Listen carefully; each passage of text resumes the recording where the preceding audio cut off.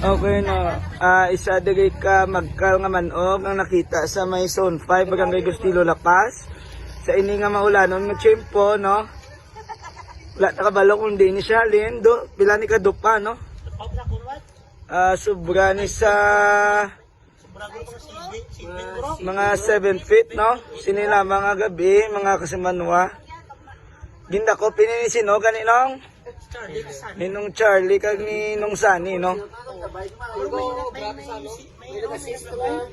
So i-turn over nato ni sa police station, no? Kag ipadulong ni sa DNR, no?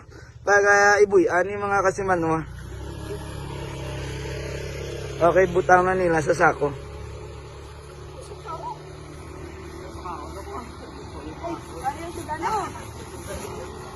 Kaya naman sa kanitit na.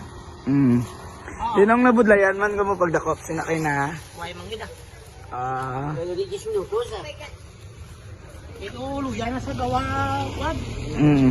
Duro, may maluya na sa ginagawa.